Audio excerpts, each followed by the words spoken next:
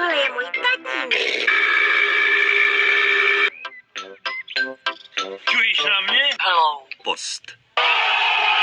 Tati, můžu ti pomoct? No! No! Tak jo. Stůj, Pepo. Zbytky od zeleniny nepatří do normálního koše. Přijdou do tohohle hnědého koše. Banán. Velmi dobře, Tomínku.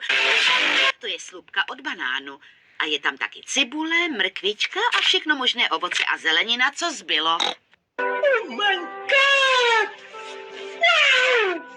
Babička a dědeček snad jedí slupky od brambor. I am the one, the way your son Ne, Pepo. To je na jejich zahradu. Pomáhá to růst rostlinkám. Wow. Obědě jim to tam zaneseme. Maminka, Pepa a Tom vezou Box. k dědečkovi a babičce domů. Jsme tady. Hurá!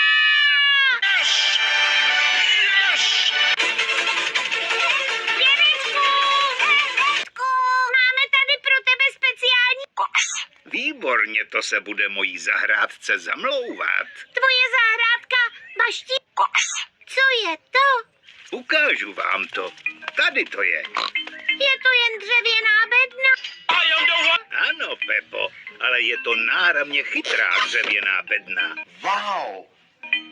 Tady ty koksy nasypu nahoru a potom ze spodu vypadne výtečná obohacená zemina, zvaná Hello. post. A jak se to udělá? To je kouzelná bedna. Ne, Pepo. Mám takové malé kamarádíčky, co mi s tím pomáhají. Kde? Uvnitř. Malé žížalky. Žížaly promění veškeré ovoce a zeleninu na Box. Dědečku, najdeme ještě nějaké žížalky na tu tvoji kompostovou hromadu. No jistě, to je dobrý nápad. Poběž, Tome. Budeme hledat další. Box.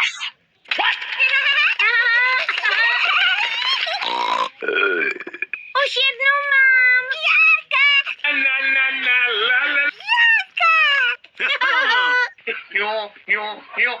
Výborně. Buďte hodné žížalky a proměňte všechno v Box.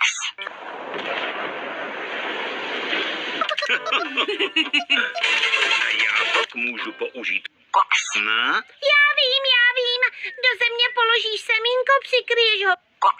postem a pak z toho vyroste strom. Ano, Pepo. A když je řeč o stromech, měli bychom jít pomoct babičce. Babičko! Babičko! Pomůžete mi sbírat jablíčka?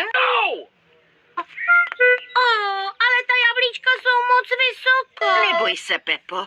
Děda s babičkou mají trik na sbírání jablíček. Všichni se pořádně chytnou stromů.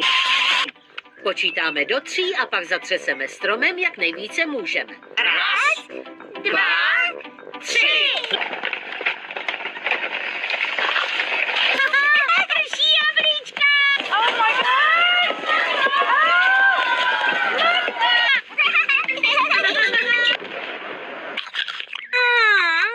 Moc dobré. A jestli pak uhádnete, co děláme se zbylými ohrysky?